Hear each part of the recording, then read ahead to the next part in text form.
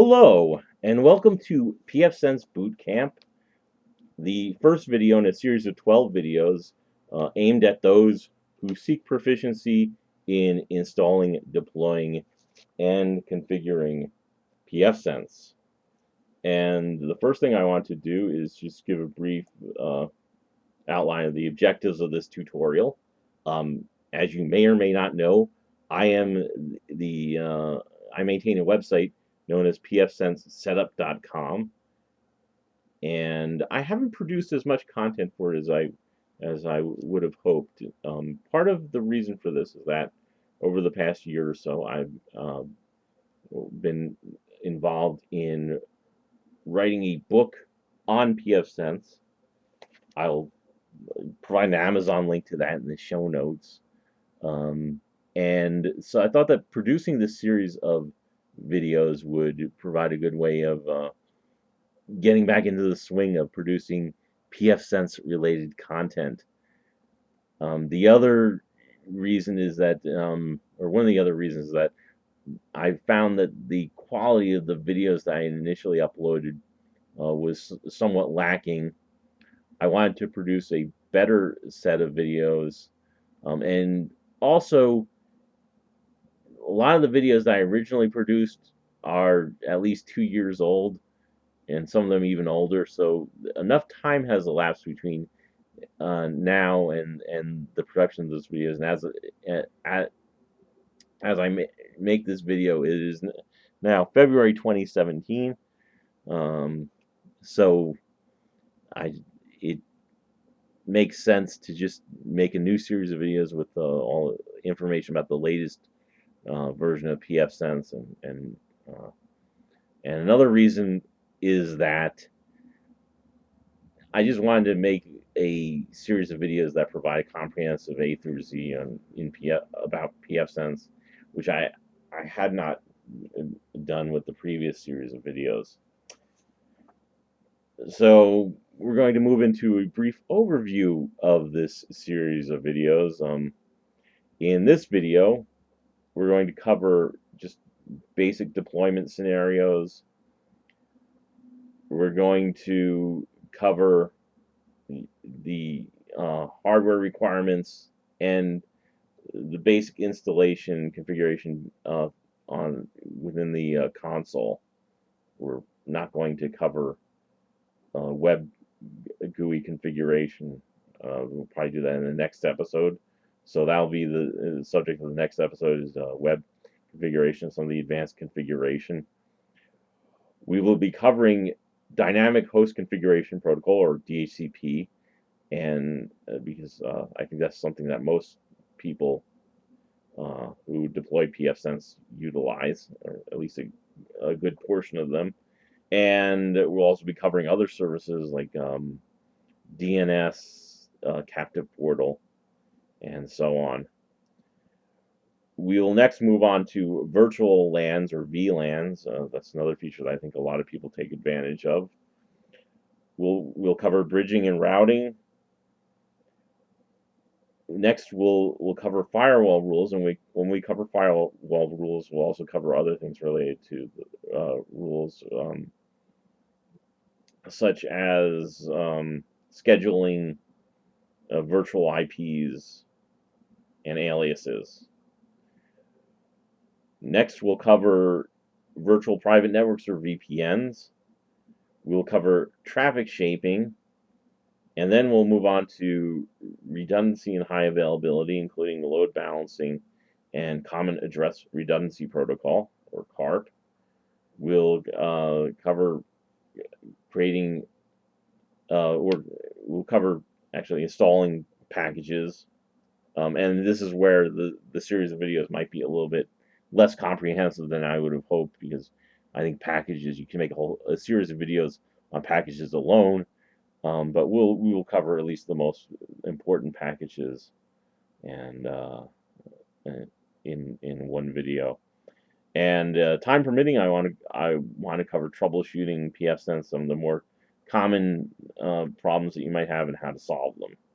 So I just want to mention also feedback is welcome. So if you have any ideas, suggestions, or comments, feel free to leave them in the comments section, and I will do my best to respond to them. And just to provide a brief overview and introduction, pfSense is open source firewall and router software originally developed as a fork of the Monowall project. Um, just to recap, um, there was a packet filter utility known as PF, which stands for packet filter, obviously, and which was incorporated into FreeBSD in 2001. And PF is a command line utility. So immediately, the developers involved in OpenBSD had the idea of providing a graphical front end for PF. So the initial graphical front end was Monowall, and Monowall is quite useful. I've utilized it for several years. It does have some limitations. For example, it does not have if you use VPNs, it only supports point-to-point tunneling protocol, or PPTP, and IPsec. It does not support OpenVPN. Also, can't do some of the other advanced things you can do with pfSense, like proxies. So then pfSense was forked off from Monowall in 2006, and since then it's overtaken Monowall in popularity, and it incorporates many advanced features such as VPNs, traffic shaping, load balancing, CARP, and proxy server, and so on. So you should mention also the latest version of 2.3.3, which actually was released yesterday. So we'll be covering the very latest, relatively new version, and we'll be installing that, and so you'll be able to see that. So let's move on. Oh, and before we go into deployment scenarios, I wanted to show some of the new features of pfSense. Well, relatively new, as of 2.3, which was released in April 2016. There's a new look and feel to the interface. The GUI has been updated, and I just want to show you some of that. Some old themes have been removed, and I want to show you how right now we have a dark colored theme here, and I'm going into system general setup, and scrolling down here. This shows how you can change the theme. I'm going to change it from pfSense dark to pfSense, and you can see some other web configurator things you can change. You can change the top navigation so that either it's fixed or scrolls with the page. I'm going to leave it at fixed. You can change the number of dashboard columns. You couldn't do that before. You also have some panels that you can show or hide here, and you can also have left column labels if you want. And so you can click save here, and that should cause the okay, changes have been applied successfully. So now all we have to do is reload the page, and so now you see it has a white theme.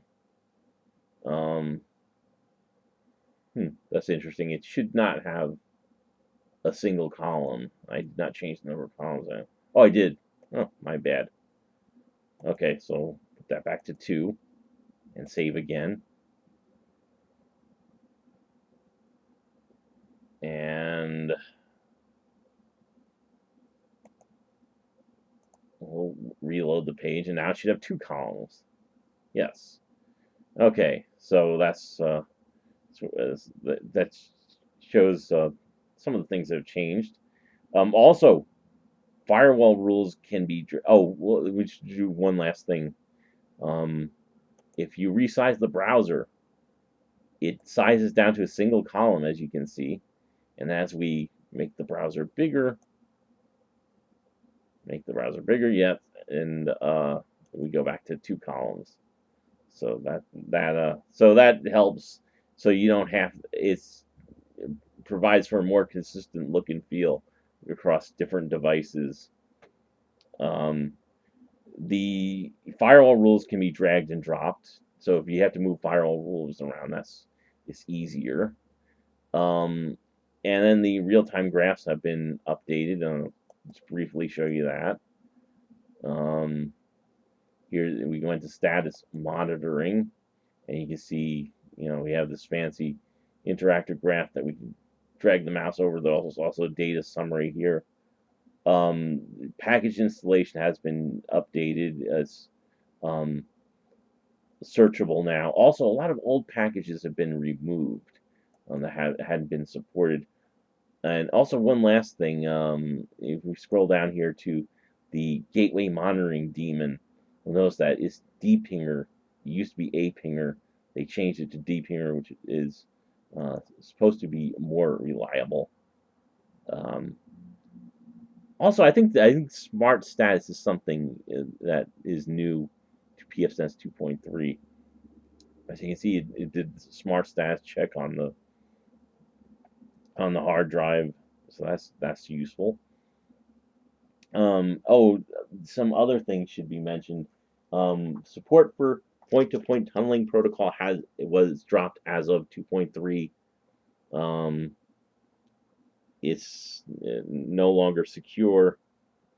So if you go to VPN here, you can see the VPN menu does not have point-to-point tunneling protocol anymore.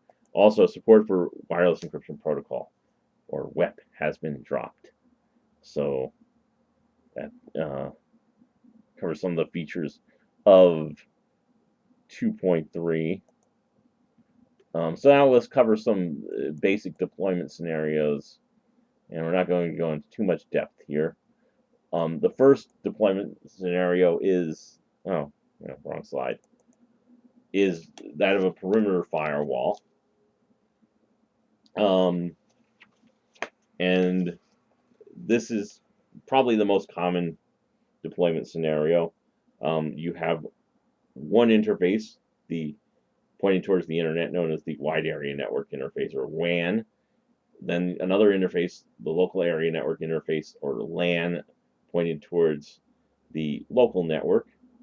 If you have a small, or if you have a home or small office, home office, or SOHO network, then you probably have your perimeter firewall and router combined into one appliance. In fact, that's what I have here. But if you have a medium-sized or large network, you likely have a separate firewall appliance and a router. So in that case, you probably have a separate dedicated firewall, and you're probably contemplating deploying pfSense as your router. So that brings us to the second deployment scenario, that of a router. So if you do have a large network, you're probably using some kind of routing protocol,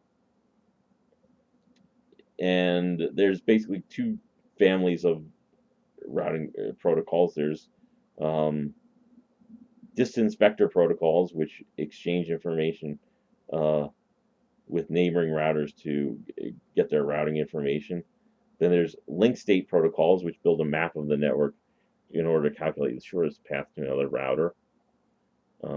And a common distance vector protocol is uh, routing information protocol, or RIP.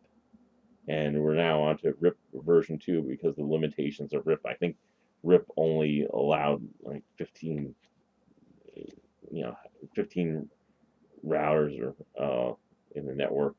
So a common link state protocol is Border Gateway Protocol, or BGP, and pfSense supports all these protocols. Just be aware of. Um, I'm not sure if I think it supports open shortest paths first too. I'm pretty sure. So, but these are third-party add-ons, so just be aware that those are available if you need them. Another, probably the least common deployment scenario is that of using pfSense as a switch, and there's a variety of reasons for that. One of them is that um, it's um, just too expensive to, you can get a 5-port switch for less than $10 if you buy them on sale. Um, and so pfSense just isn't going to be as cheap to deploy as one of those. In addition, a commercially available switch will probably outperform pfSense.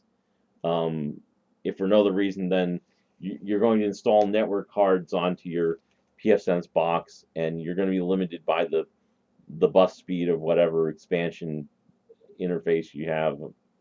Um, in addition, it's pfSense is just a lot more complicated to set up than a switch. Um, com, you know, Common switches just are ready to go operate out of the box. They're pretty plug and play. Managed switches require a little bit more configuration, but even those, if if you're not using any advanced functionality, usually you can use those out just right out of the box too. If you are using the some of the advanced functionality of these managed switches, like VLANs, you might have to do some configuration, but they're still relatively easy to set up. So there's that. So um, and so then the final scenario is a wireless router or wireless access point. Um, you can put a wireless network card into your pfSense box and use it as one of those. You'll want to check the hardware compatibility list. I find it personally, I find it easier just to buy a consumer grade wireless router, wireless access point, and set it to run in wireless access point mode. But if you feel that you want to turn your pfSense box into a wireless router or wireless access point, then have at it. And just to briefly talk about minimum specifications, I don't want to talk too long, but CPU 500 megahertz is required, 1 gigahertz recommended. RAM 256 megabytes required, 1 gigabyte recommended, and 1 gigabyte of storage space. And just to give a brief overview of some of the important factors, CPU, your CPU requirements will depend on the speed of your internet connection. Uh, if you have a 10 to 20 megabits per second connection, then 500 megahertz processors is probably enough. But if you have a faster connection, you need a better processor. And if you have, say, gigabit internet, you'll want to have a fast processor, uh, 2 gigahertz or faster, maybe with a dual or quad core architecture. Otherwise, your pfSense box is going to be a bottleneck. And another factor to take into consideration is VPNs. If you anticipate having a lot of VPN connections, those require our processor. So because they have to encrypt the traffic, and that requires that's a CPU intensive process. RAM, what's important here is that each connection represents a state in the state table. Each state takes up about 1K of RAM, and the more connections that you have, the more states that you have, then the more RAM it takes up. So if you have 256 megabytes of RAM, which is the minimum amount that they have here, you'll be able to handle about 22,000 states. If you have 1 gigabyte, which is the recommended RAM, you'll be able to handle about 93,000 connections. And the key here is that if you have more connections than the state table can handle, then it will start connections will start to be dropped, and that's not good. So to give an example here, um, here we have going back to my pfSense box here. We have 303 connections right now. So less than 1% of the state table size. So let's go to, okay, we already have CNN open up in one tab here, but let's uh, let's open up another copy of CNN.com and see what happens here. So this is just one web page that we're loading here, and you can see it goes up to 572 states in the state table. So it almost a doubling of the number of states. Oh, here 686. So more than doubled the number of states in the state table. And that's just one web page. So depending on how many, oh, you can go up higher than that. Depending on how many users you have and what you're doing, for example, you might be downloading torrents. Each peer is a connection, so you could easily have like 100 peers. Those are all taking up entries, and easily have a lot more than that. But so those will all take up entries in the state table. So take that into consideration. So, and then disk space, 1 GB is required. I found that out. I had a NeoWare thin client with 512 megabyte hard drive, and that wasn't enough to install the latest version of pfSense. So you're going to need at least 1 GB. And if you're doing things that require more disk space, like installing more packages or maintaining logs, that's going to require even more disk space. So take that into account. Okay, the next step is we're going to, and actually let's go back to our slides here. We're going to install pfSense 2.3.3 onto a virtual machine. And the first thing I want to mention is that there's no more live CD. So if and previously you could try out pfSense from live CD. You could even run it from the live CD as long as you had like a floppy disk to save the configuration. But that's has been done away with pfSense 2.3.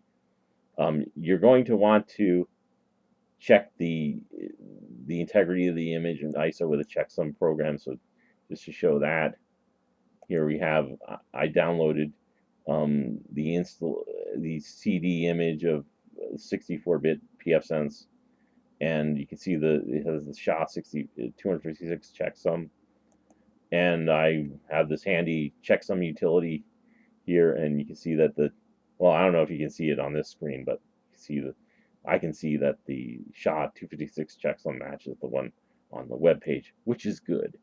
So now we're going to install pfSense onto a virtual machine. So I already have pfSense 2.3.3 somewhat set up here. So see, we have the type is BSD, and there's a variety of options for that. I chose FreeBSD 64-bit.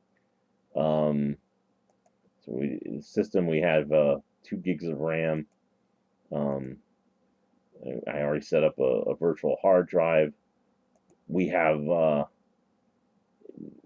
network cards here. So I wanted to simulate having a WAN and a LAN being on separate networks. So this one is attached to NAT, and this one is attached to NAT network. And we also have 2 other network adapters here that we'll use later on in the series. So I think that's all we have to configure here. And then I'm going to go in, and I'm going to start the virtual machine. And then once I do, I'm going to click on F12 to start it off and it gives me like different boot options here. I want to choose CD-ROM to boot off the CD-ROM. And so now it's starting to boot FreeBSD/pfSense from the optical drive. And now would be a good time to talk about troubleshooting the installation, or maybe not, because it looks like now we have a menu here, so I'm going to choose one just to expedite the process. And we're now booting off the optical drive.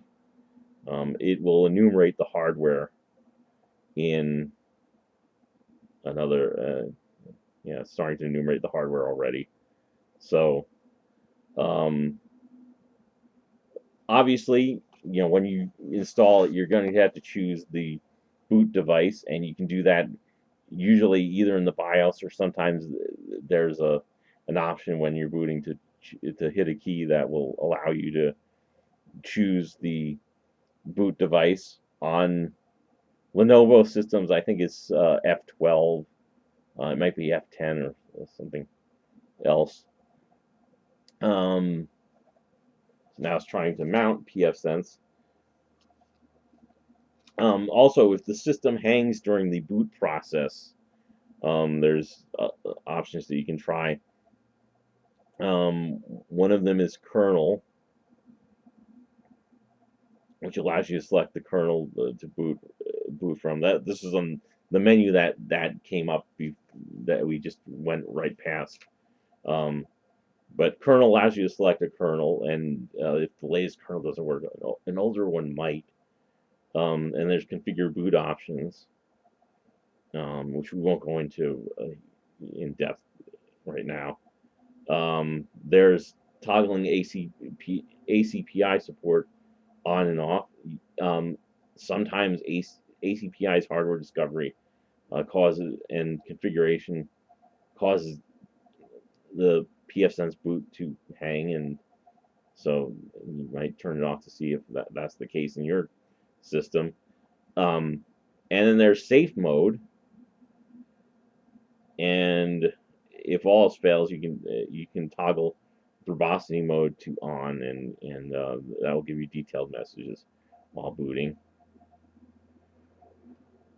And then when this comes up, we should see two options: recovery and installer. And recovery just provides a shell prompt, and so if pfSense won't crashes, then and you can't run pfSense, then at least you can recover the config.xml file, so you have the config file. And so if worse comes to worse and you have to reinstall pfSense, then at least you have the configuration. Okay, let's see if we can invoke the installer. Okay, it's not letting us invoke the installer for some reason, even though I'm hitting the I key. But it's going to eventually, it's going to time out, and then it's going to invoke the installer anyway. So I guess that's probably what's going to happen here. So 3, 2, 1, and installer mode selected. So yeah, I don't know why hitting I didn't work there, but it might have some issue it has with the virtual machine, and now it's launching into the menu. Um, so when the installer comes up, they'll have an option to do quick install or custom install.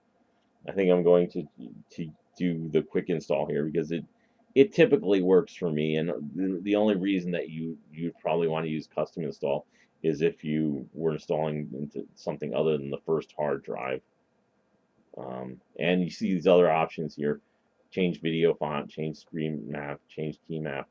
I don't have to change any of these here, so I'm just going to click on accept these settings. Um, and his quick, easy install. I already gave the reasons why. Oh, you also have rescue config.xml, so that can come in handy if you have a crash system. So let's do quick, easy install,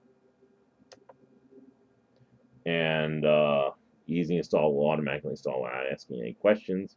Just click on OK here, and now it's installing. And so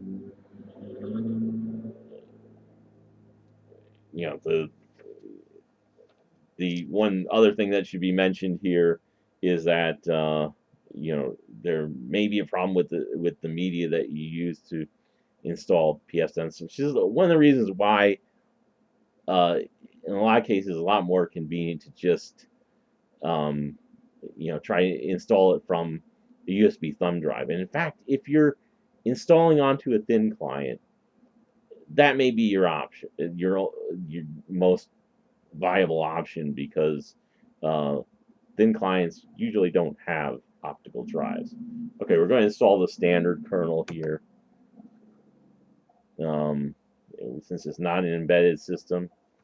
So yeah, so you in practice, in here we're loading it off of an optical disk, but in practice, you may just want to boot it off of a thumb drive.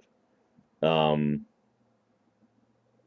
and now it's asking us to reboot, so we'll reboot, and we want to take uh, the install disk out of the CD, out of the optical drive here, as soon as it lets us.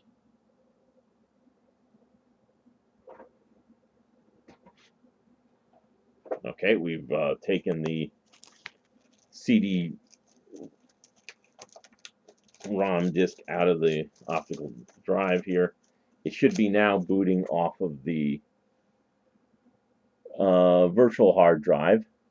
So now we're going to go through the same process that we did before, where pfSense is booting up. Only it should be a lot quicker because we're booting off of the hard drive, and you can see it already looks like it's booting a lot quicker. So okay, now we have welcome to pfSense 2.3.3. And we can see that it already configured the WAN and the LAN interface, and I'm going to leave it as it is, but just to show that we can assign that sees all four interfaces, I'm going to choose one here from the menu, and you can see all four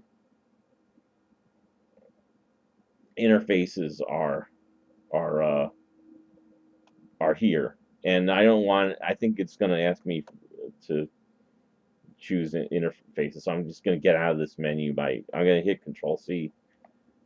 Okay, yeah, and didn't change anything, so we didn't have to do anything else.